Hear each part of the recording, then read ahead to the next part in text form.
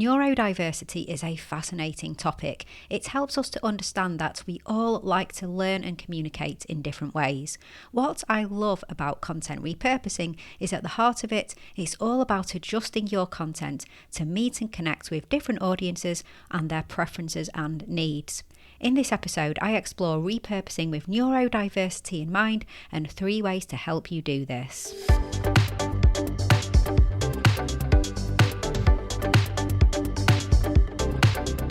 You're listening to the Content 10x podcast, where it's all about content repurposing. I'm Amy Woods and I'm here to help you maximise your content and find smart ways to get your message in front of more of the right people, whilst also saving time. Let's get started.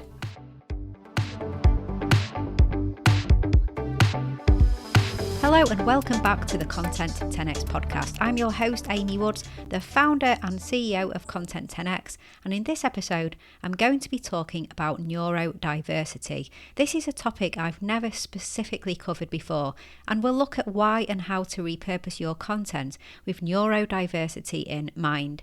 This is a really fascinating topic and something that I think we should all be aware of, especially as marketers and content creators, which essentially means we are constantly finding ways to communicate and connect with people. Now, obviously, I'm not a medical professional on any sort of level, so I don't want to delve into the different aspects of neurodiversity from a medical perspective, but I want to look at how, from a non-medical expert standpoint, we as content marketers can ensure our content is presented to our entire audience in an accessible and inclusive way. So in this episode, I will cover what neurodiversity is, repurposing content with neurodiversity in mind, and 3 ways to help you ensure your content is accessible and inclusive. But before I get into the main content, just to mention, if you want weekly content repurposing tips and guidance, industry updates, inspiring stories and exclusive news delivered straight to your email inbox, then join hundreds of marketers, business owners and creators and become a Content 10x insider. Just head to content10x.com/newsletter. Now, a recently published study on the mydisability.com website says that around 15 to 20% of the world's population is considered to be neurodiverse. Other studies describe it as 1 in 7. Seems it's not really a figure that is completely clear, but whether it's 1 in 7 or 15 to 20% or something else, I think it's clear that there are a lot of neurodiverse people. Perhaps you are, as in I'm sure many listeners are. The audiences that we try to communicate will be, our clients will be. It's certainly nothing new, but it might seem like a phrase that you are hearing more and more as people become more aware and gain a greater understanding. So let's just take a quick look at how neurodiversity is defined.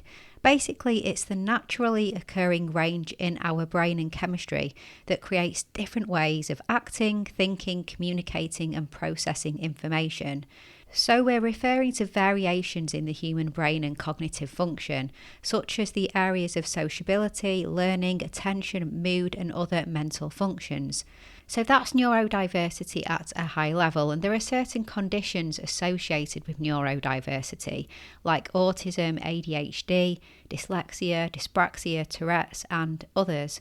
Now, I appreciate I'm not likely to be sharing anything new here. We're all, I would think, familiar with this, at least at a high level. But how should it affect your content and your content repurposing? Well, content repurposing is all about reworking your content to reach and, very importantly, connect with a wider audience in their format of choice.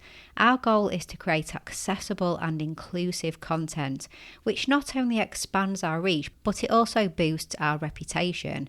Now, the importance of this really hit home for me when we did a little vox pop among the Content 10x team, just asking what kind of content they prefer. Our content and operations manager, Harry, and our head of creative, Anne, are all about videos, no hesitation there, while my executive assistant, Ali, she leaned more towards audio content. Then our head of writing, Emily, she can't bear videos or audio. She prefers written content and images, which is very similar to our senior content writer, Cara. So there's something maybe in the job titles there that provide clues as to kind of content they might prefer. Now, personally, I find it really depends on what I'm consuming the content for. If I'm learning a new recipe when I'm cooking, for example, or maybe a new technique at the gym, then I really like to watch a step-by-step video. But if I'm consuming business content, so I'm trying to learn and develop, then I'm way more of a listener. It's podcasts all the way. And funnily enough for me, on a very fast speed, I can't bear the normal kind of ×1 speed.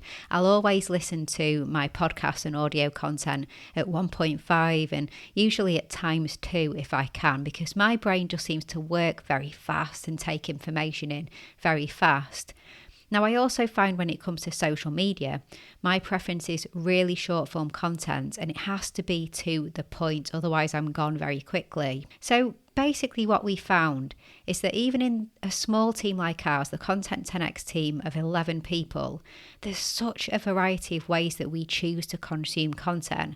There's certainly neurodiversity in our team, and it's clear that no one format can really take precedence over another when you're trying to communicate with your audience. But it's not also just format, it's whether it's long form, whether it's short form, so there's lots to consider. Now, the beauty of content repurposing is that you can initially focus your core content with one format in mind, and I really recommend that you do this. So focusing on video or audio or written, for example. But then when you look to repurpose your content, ask yourself, how can you make sure that you are repurposing your content in a really accessible and inclusive way? Now, here's a few ideas. Number one is pretty simple, but you ask people. In a previous episode, I spoke about asking your audience what content they want from you. In my mind, that's the perfect place to start. There's loads of ways that you can approach your audience and ask the question. So if you want more in-depth advice on how to do that, then head to content10x.com/263, where I really dug into this in more detail. So there you go. Number one, it's about truly getting to know your audience more. Moving on to number two, I always talk about creating content with repurposing in mind, but this is also the perfect time to have neurodiversity in mind right at the beginning of your content planning process. If you know you want to repurpose that piece of content, then think about the learning styles that content is suited to, and then think about the ways you can reach different learning styles through your repurposed content. In doing this, you are ensuring your content is easier to consume for a wider audience. I speak a lot more about this in a previous episode on how to repurpose your content in order to connect with your audience. Do go check that out, content10x.com/8. It's a real oldie, but it still makes some really good points. Now, the key point here is consider the different formats and styles and platforms before you create your core content and know what you are going to repurpose it into. You will create it differently and maybe structure it differently if you actually know what it's going to repurpose into. Even more so if you then really consider different learning styles. Then number three is to mix and match your repurposed media when distributing it. So if you followed step one and step two, you've repurposed your content into a mixture of different assets in different formats. Then we move on to the distribution, getting it out there and in front of the right people. So make sure you embrace a multimedia approach on different platforms where it's possible to do so. And this will give your audience the option to consume the content in the way that works best for them. For example, on your own website. So when you publish a blog post, if this is initially a video that's been repurposed into a blog post in a podcast episode, then in that blog post, have the video embedded, have the podcast player embedded, have the long form written content, and have engaging visuals throughout as well. So this basically means that to consume the same message that you're trying to convey, people can either read, they can watch, they can listen, they can scan some of the visual content, and they will gain value from it. They will gain value in their own way from landing on that page and taking in your content. So there you have it. I really hope you enjoyed this episode. I really just want to shine a light on neurodiversity and ask you to consider it when planning out your content, and understand that repurposing can save the day in helping you connect with a variety of people that exist in our audience, whether neurotypical or neurodiverse. We all like to learn and communicate in different ways. Now, if you're looking for help when it comes to repurposing, our services at Content 10x may be just what you need. We provide fully end-to-end done-for-you video and audio repurposing services. Whether you have a weekly podcast or video show, or you're looking to launch one, maybe you have regular webinars, events, virtual or in person, thought leadership content, we can help. So just head to content10x.com/services to learn more. Also, lastly, just follow us on social media. We're at Content10x on Twitter, Instagram, Facebook, TikTok. You can find me, Amy Woods, the founder of Content 10x, on LinkedIn. If you connect with me, let me know that you listen to the podcast. And of course, we have a company page on LinkedIn as well, sharing lots of useful and valuable content. All that's left to say is thank you so much for listening to this episode, and I'll catch you in the next one.